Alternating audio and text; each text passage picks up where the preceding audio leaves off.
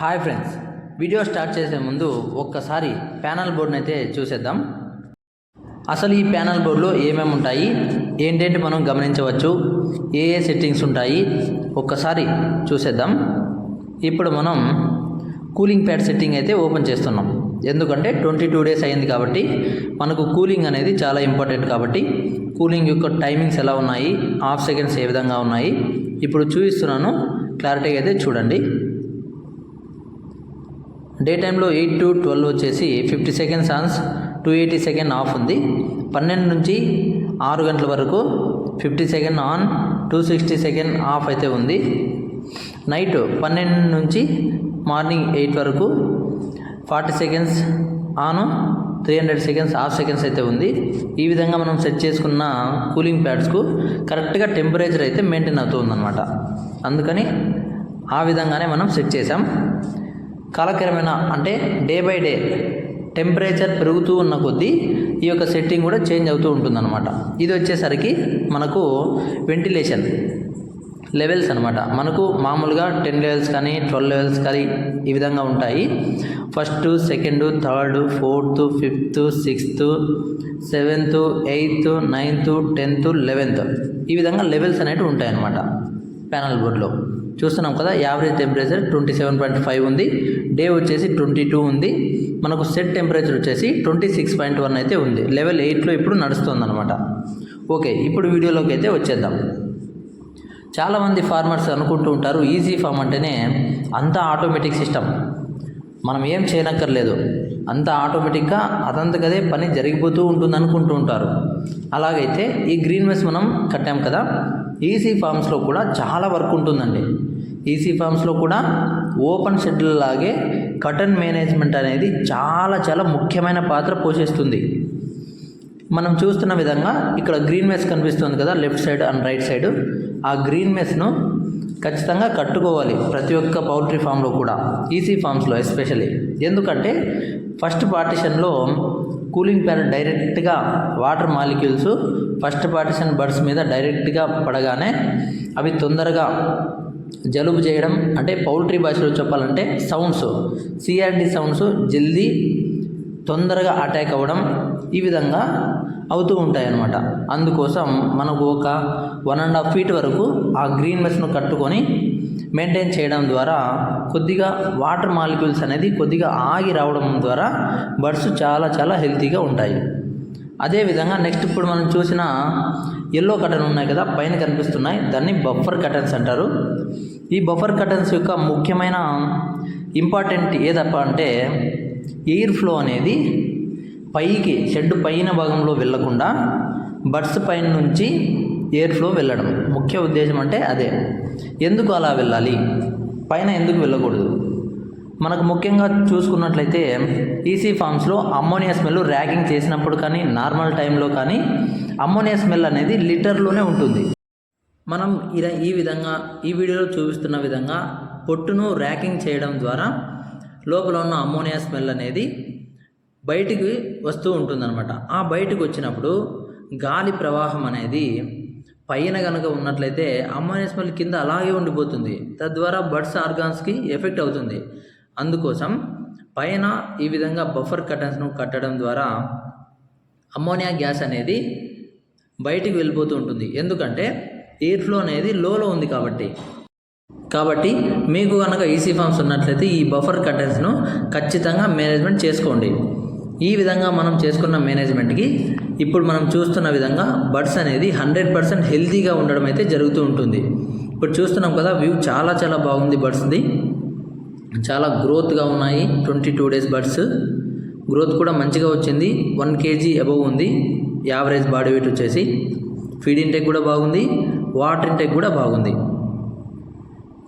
కానీ ఒక చిన్న ప్రాబ్లం అయితే ఉంది. ఆ ప్రాబ్లం అయితే నేను వీడియోలో ఎక్స్ప్లెయిన్ చేయడానికి ప్రయత్నిస్తూ ఉంటాను. వీడియో చివరి వరకు చూడండి. ఇప్పుడు మనం 2 బర్డ్స్ని అయితే చూస్తున్నాము. ఒక బర్డ్ వచ్చేసి లెఫ్ట్ సైడ్ బర్డ్ చాలా యాక్టివ్గా ఉంది, రైట్ సైడ్ బర్డ్ వచ్చేసి అలాగే గుబురు పోసుకొని అలాగే కూర్చొని ఉందన్నమాట. ఈ విధంగా ఇప్పుడు చూపిస్తున్న బర్డ్స్ చాలా చాలా డేంజర్ అండి. ఈ బర్డ్స్ అనేది ఈ కొలి అనే బ్యాక్టీరియా ఈ బర్డ్స్ మొత్తం పాకి ఉంటుందన్నమాట. ఈ విధమైన బర్డ్స్ మీ ఫామ్స్లో కనిపించాయంటేనే వెంటనే వాటిని సపరేట్ చేయండి లేదా చంపేసి అవతల పడేయండి. ఎందుకంటే ఈ బర్డ్స్లో ఉన్న బ్యాక్టీరియా అనేది ఇతర బర్డ్స్లో కూడా వెళ్ళి చాలా ప్రమాదానికి గురి చేసే అవకాశాలు అయితే చాలా ఉంటాయన్నమాట. అది ఎలా వ్యాపిస్తుందంటే, ఈ బర్డ్స్ మోషన్ చేస్తాయి కదా, ఈ డల్ బర్డ్స్ కానీ ఇప్పుడు చూసిన అలాంటి బర్డ్స్ బాత్రూమ్ చేస్తాయి కదా, అంటే లిటర్ వేస్తాయి కదా, ఆ లిటర్లో బ్యాక్టీరియా అనేది ఫుల్గా ఫామ్ అయి ఉంటుంది. ఆ లిటర్ మీద గుడ్ బర్డ్స్ కూడా టచ్ అయినప్పుడు కానీ అలా వెళ్ళినప్పుడు తాగినప్పుడు కానీ ఆ బ్యాక్టీరియా అనేది గుడ్ బర్డ్స్లో కూడా పాకడం అయితే జరుగుతూ ఉంటుంది. ఆ విధంగా గుడ్ బర్డ్స్ కూడా ఆ బ్యాక్టీరియా బారి పడి అవి కూడా వీక్ బర్డ్స్గా మారి ఆ విధంగా ఆ ఫుల్ పార్టిషన్ అంతా వీక్ బర్డ్స్గా తయారైపోయి ఆ పార్టిషన్ నుంచి నెక్స్ట్ పార్టిషన్కు పాకి అలా మొత్తం షెడ్లో ఉన్న అన్ని పార్టిషన్లకు ఆ వ్యాధి అనేది సోకడం అయితే జరుగుతూ ఉంటుంది. కాబట్టి మనం చూసిన వెంటనే ఇలాంటి బర్డ్స్ను ఖచ్చితంగా సపరేట్ చేసి ఒక సపరేట్ పార్టిషన్లో దానికి సపరేట్ ఏదైనా ట్రీట్మెంట్ ఇవ్వడం చాలా మంచిది. పౌల్ట్రీ ఫార్మర్స్ అందరూ ప్రతి ఒక్కరూ ఈకోలీ బ్యాక్టీరియా బారిన ఖచ్చితంగా పడి ఉంటారు. ఎందుకంటే ఇది పౌల్ట్రీ ఫామ్ అంటేనే అతి సాధారణమైన అతి ఎఫెక్టివ్గా సాధారణంగా మరియు ఎఫెక్టివ్గా వచ్చే బ్యాక్టీరియా అన్నమాట. అది ఎలా వస్తుందంటే, మనం సొంపు అంటే వాటర్ స్టోరేజ్ సొంపు అనేది దట్టిగా ఉన్నా సరిగా క్లీన్ చేసుకోకపోయినా, అలాగే షెడ్ లోపల ఉన్న వాటర్ డ్రమ్ము సరిగా క్లీన్ లేకపోయినా, అలాగే పైప్ లైన్స్ నిప్పుల్ లైన్స్ దట్టిగా ఉన్నా సరిగా క్లీన్ చేయకపోయినా, ఈ విధంగా వాటర్ లెవెల్స్ అనేది హార్డ్నెస్ ఎక్కువగా ఉన్నా వాటర్ కూడా సరిగా లేకపోయినా ఈ ఈకోలీ అనేది ఖచ్చితంగా ఫామ్లోకి ఎంటర్ అవుతుందన్నమాట. ఈకోలీ అనేది మొదటిగా లిటర్ నుంచి స్ప్రెడ్ అవుతుంది, రెండవది వాటర్ నుంచి స్ప్రెడ్ అవుతుందన్నమాట. ఇవి రెండు బాగా చూసుకున్నట్లయితే కనుక చాలా మంచి బ్యాచ్ అనేది రావడం జరుగుతుంది. అలాగే లిటర్ కండిషన్ కూడా చాలా ఇంపార్టెంట్. ప్రతిరోజు అవసరాన్ని బట్టి ర్యాగింగ్ చేసుకుంటూ ఉండాలి. అప్పుడే మనకు బ్యాచ్ అనేది 100% రిజల్ట్ అయితే ఇవ్వడం జరుగుతుంది అనమాట. ఇప్పుడు మనం చూస్తుంటే ఈ బర్డ్స్ అనేది చాలా హైట్లో ఫీడ్ అనేది తింటూ ఉన్నాయి. ఇలా తినకూడదు అనమాట. మనం ఫామ్లో వెళ్తున్నామంటే ప్రతి ఒక్క అంశాన్ని అబ్జర్వ్ చేస్తూ ఉండాలి. ఏదో అక్కడ వెళ్ళి వచ్చేసామంటే సరిపోదు అనమాట. కాబట్టి ఇప్పుడు ఈ ఫీడర్స్ హైట్ వచ్చేసి చాలా హైగా ఉంది కాబట్టి దానికి మెడలు తగులుతూ చాలా ఇబ్బంది పడుతూ ఉన్నాయన్నమాట తినడానికి. అందుకోసం మనం ఇప్పుడు ఫీడర్ లెవెల్ అనేది డౌన్ చేస్తూ ఉన్నాం. ఓకేనా. ఫీడ్ తినే టైంలో కోడి యొక్క మెడలకు చాలా తగిలి తింటే వాటికి సౌండ్స్ ఎక్కువవుతుంది. 100% ఫీడ్ ఇంటేక్ అనేది సరిగా ఉండదు. కాబట్టి ఫీడర్ లెవెల్ కూడా ఈసీ ఫామ్స్లో చాలా ఇంపార్టెంట్. క్లారిటీగా నిలబడి సాఫీగా తింటూ ఉండాలి. ఆ విధంగా తింటూ ఉన్నప్పుడు ఆ హైట్ అనేది పర్ఫెక్ట్గా ఉందన్నమాట. ఇప్పుడు మనం చూస్తున్నాం కదా, ఎయిర్ ఫ్లో అనేది కరెక్ట్గా బర్డ్స్ పైనే ఉంది. చాలా వెంటిలేషన్ అనేది చాలా ప్రాపర్గా జరుగుతూ ఉంది. పోయిన వీడియోలో వెంటిలేషన్ అంటే ఏమిటి అని నేను క్వశ్చన్ అడిగా కదా. వెంటిలేషన్ అంటే ఇదే, ఈ బఫర్ కర్టెన్స్ను మెయింటైన్ చేయడం, వచ్చిన ఫ్రెష్ ఎయిర్ను బర్డ్స్ మీద తాకుకుంటూ వెళ్ళే విధంగా చేసేదాన్నే మంచి వెంటిలేషన్ అని అంటారు. ఓకేనా. వెంటిలేషన్ అంటే క్లియర్ అయింది. ఈ విధంగా మంచి వెంటిలేషన్ ఇవ్వడం ద్వారా ఫీడ్ ఇంటేక్ బాగుంటుంది, వాటర్ ఇంటేక్ బాగుంటుంది, తద్వారా ఎఫ్సిఆర్ కూడా మెరుగుపడుతుంది అన్నమాట. ఓకేనా. ఈ బఫర్ కర్టెన్స్ యొక్క ఇంపార్టెన్స్ అనేది ఆ విధంగా ఉంటుంది. మీ ఫామ్స్లో కూడా ఇలాంటి కర్టెన్స్ అనేది లేకపోతే ఖచ్చితంగా అరేంజ్మెంట్స్ అయితే చేసుకోండి. దీనివల్ల చాలా యూజ్ అయితే ఉంది. పదే చెప్తున్నానంటే అది ఖచ్చితంగా మేము అప్లై చేసి ఆ రిజల్ట్ని అయితే పొంది ఈ వీడియో ద్వారా షేర్ చేసుకుంటూ ఉంటున్నాం. కాబట్టి ప్రతి ఒక్కరూ ఈ బఫర్ కర్టెన్స్ను అరేంజ్మెంట్ చేసుకోండి. అలాగే కూలింగ్ ప్యాడ్ దగ్గర చూపించాను కదా, గ్రీన్ మెస్ను కూడా అరేంజ్మెంట్ చేసుకోండి. ఈ విధమైన మేనేజ్మెంట్ గురించి ఏదైనా డౌట్స్ కనుక మీకు ఉన్నట్లయితే కనుక కామెంట్ సెక్షన్లో తెలియపరిస్తే నేను ప్రతి ఒక్కరికి రిప్లై అయితే ఇస్తానన్నమాట. ఓకేనా. ఇక్కడ మనకు 6 ఫ్యాన్స్ అయితే రన్నింగ్లో ఉన్నాయి ప్రస్తుతానికి. సో కాబట్టి ఈసీ ఫామ్ అనేది చాలా ఈజీ అయితే కాదండి, కొద్దిగా కష్టపడాలి. అంతా ఆటోమేటిక్ సిస్టంలో, ఫీడింగ్ ఆటోమేటిక్ సిస్టంలో ఉన్న, వాటర్ ఆటోమేటిక్ సిస్టంలో ఉన్న ఫీడ్ మనమే పోయాలి, వాటర్ను మనమే నింపాలి. అలాగే ఈ పొట్టును దున్నడం కూడా మనమే చేయాలి. అలాగే వీక్ బర్డ్స్ కానీ, స్మాల్ బర్డ్స్ కానీ, సపరేషన్ కానీ మనమే చేయాలి. పైప్ లైన్ క్లీనింగ్ మనమే చేయాలి. ప్రతి ఒక్కటి మనమే చేయాలండి. మనిషి లేనిదే ఏ పని జరగదు. అంతా ఆటోమేటిక్ సిస్టమ్ అయితే కాదు. ఖచ్చితంగా మన ఇన్వాల్వ్మెంట్ అనేది 100% ఉంటూ ఉండాలి. ఓకే. లిటర్ మేనేజ్మెంట్ కూడా చాలా చాలా పొడిగా ఉంది. ఈ విధంగానే ఉండాలి. లిటర్ అనేది ఎప్పటికప్పుడు ర్యాగింగ్ చేస్తూ ఉండడం ద్వారా లిటర్ మేనేజ్మెంట్ అనేది సరిగ్గా ఈ విధంగా ఉంటుంది.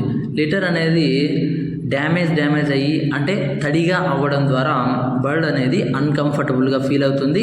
తద్వారా ఆ తడిగా అయినటువంటి లిటర్ నుంచి అమ్మోనియా స్మెల్ అనేది వెలువరుస్తూ ఉంటుందన్నమాట. అమ్మోనియా స్మెల్ ఎంత ఎక్కువ అయితే అంత బర్డ్స్కి అనేది ఎఫెక్ట్. అది ఎందుకంటే అమ్మోనియా స్మెల్ అనేది బర్డ్స్లో ఉన్న ప్రతి ఆర్గాన్ను దెబ్బతీయడానికి ప్రయత్నిస్తూ ఉంటుందన్నమాట. అంటే మనం కూడా అలానే కదా, ఏదైనా బ్యాడ్ స్మెల్ వస్తూ ఉంటే మనం అక్కడ ఎక్కువసేపు ఉండలేమన్నమాట. ఇది కూడా అంతే. ఈ కోడి కూడా అక్కడ బ్యాడ్ స్మెల్ వచ్చిందంటే అది అన్కంఫర్టబుల్గా ఫీల్ అయ్యి తనకున్న ఆర్గాన్స్ను తనే దెబ్బ తీసుకునడం అయితే జరుగుతూ ఉంటుందన్నమాట. అదే మనకి ఎక్కడైనా బ్యాడ్ స్మెల్ వచ్చిందంటే అక్కడ నుంచి మనం వెళ్ళిపోతూ ఉంటాం.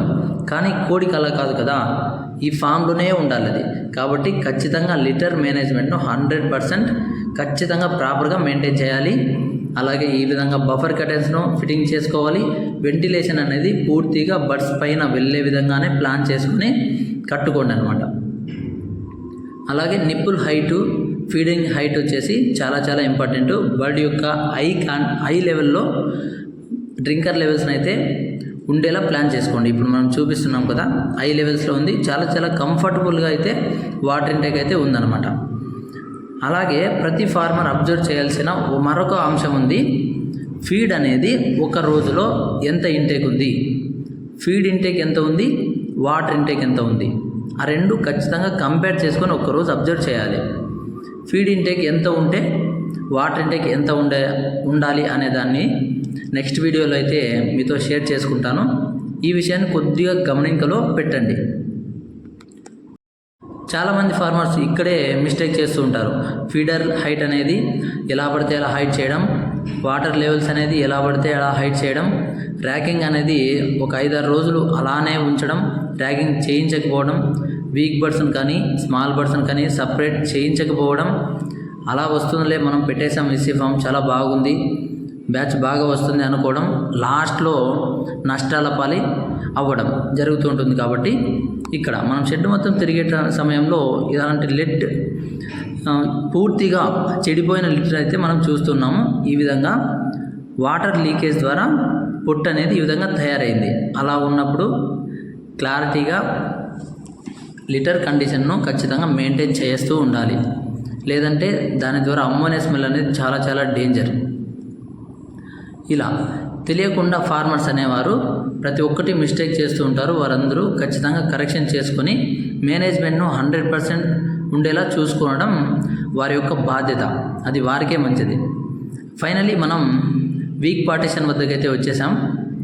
మనం ఇందాక చూపించిన విధంగా బర్డ్స్ని, డల్ బర్డ్స్ని కానీ, ఆ ఈక్వలీ బారిన పడిన బర్డ్స్ని కానీ, లెగ్ వీక్స్ కానీ పూర్తిగా 100%గా ఈ విధంగా సపరేషన్ చేసి సపరేట్గా ఒక పార్టిషన్ ఉంచి అందులో సపరేట్ మెడికేషన్ ఇస్తూ ఫీడ్ ఇస్తూ ఈ విధంగా వీక్ పార్టిషన్ను ఈ ఫామ్లో మెయింటైన్ చేస్తూ ఉన్నామన్నమాట. ఈ విధంగా చేయడం ద్వారా ఈ బర్డ్స్ అనేది ఒకే పార్టిషన్లో ఉంటాయి. దీని నుంచి పక్క పార్టిషన్లకి ఆ బ్యాక్టీరియా అనేది పోకుండా మనమైతే జాగ్రత్త పడాల్సి ఉంటుంది. కాబట్టి ప్రతి ఫామ్లో ఈ వీక్ పార్టిషన్ అనేది చాలా చాలా ఇంపార్టెంట్. మీరు రెడీ చేయకపోతే ఖచ్చితంగా సపరేట్ చేసి ఈ విధంగా సపరేట్గా వీక్స్ అనే దాన్ని మెయింటైన్ చేయండి. ఓకేనా? మీకు నేను చెప్పిన దానిలో ఏదైనా డౌట్స్ కనుక ఉన్నట్లయితే ఖచ్చితంగా కామెంట్ సెక్షన్లో అడగండి. ప్రతి ఒక్కరికి రిప్లై అయితే ఇస్తూ ఉంటాను. కొద్దిగా లేట్గా ఇస్తాను, కానీ నా యొక్క టైంని బట్టి అందరికీ వివరణ ఇచ్చే ప్రయత్నం అయితే నేను చేస్తూ ఉంటాను. ఓకేనా? ఇప్పుడు మనం చూస్తున్న ఈ బర్డ్స్ యొక్క ఏజ్ వచ్చేసి 22 అండి. ఇదివరకు చూడండి, ఈ గ్రీన్ మెస్ గురించి ఎక్స్ప్లెయిన్ చేశా కదా. వాటర్ మాలిక్యూల్స్ అనేదాన్ని కొద్దిగా ఆపుకొని పంపిస్తూ ఉంటుంది. మనం చూస్తున్న ఈ కూలింగ్ ప్యాడ్ యొక్క చూస్తే కనుక ఫస్ట్లో పూర్తిగా డ్రైగా ఉంది, ఆ ప్రదేశంలో వేడిగా గాలి వస్తుంది. ఈ పక్కనంతా చాలా చాలా బాగుంది, చల్లగా ఉందన్నమాట. ఈ కూలింగ్ ప్యాడ్ ఈ విధంగా ఉండటం ద్వారా టెంపరేచర్ అనేది మిస్ మ్యాచ్ అవుతుంది. కాబట్టి ఈ విధంగా ఉన్నప్పుడు లేబర్ని తీసుకెళ్ళి బయటికి తీసుకెళ్ళి కూలింగ్ ప్యాడ్ అయితే క్లీన్ చేయించి చూసుకోవడం కూడా మన యొక్క బాధ్యతే. ఓకేనా? మన యొక్క ఫామ్ని ఏ విధంగా మెయింటైన్ చేయాలనేది పూర్తిగా మనం గైడెన్స్ అయితే ఇస్తూ ఉంటాం. ప్రతి ఒక్కరూ ఫాలో అవ్వండి. ఒక్కసారి హిస్టరీ టెంపరేచర్ను ఒకసారి చెక్ చేస్తున్నాం. ప్యానల్ బోర్డు వద్ద చూసుకోవచ్చు. మనం ఇక్కడ ఎన్ని గంటలకు టార్గెట్ టెంపరేచర్ ఎంత ఉంది, మన యొక్క షెడ్ టెంపరేచర్ ఎంత ఉంది, ఈ విధంగా మనం చూసుకొని కూలింగ్ ప్యాడ్ మెయింటెనెన్స్ కానీ వెంటిలేషన్ మెయింటెనెన్స్ కానీ మనం ప్రాపర్గా చేసుకుంటూ ఉంటామన్నమాట. ఇక్కడ చూసుకున్నట్లయితే హిస్టరీలో కరెక్ట్గా 12-1 గంటకల్లా 26 ఉంటే 27 పోయింది. అప్పుడు మనం ఏం చేసాం, సెట్టింగ్స్ను మార్చుకున్నాం.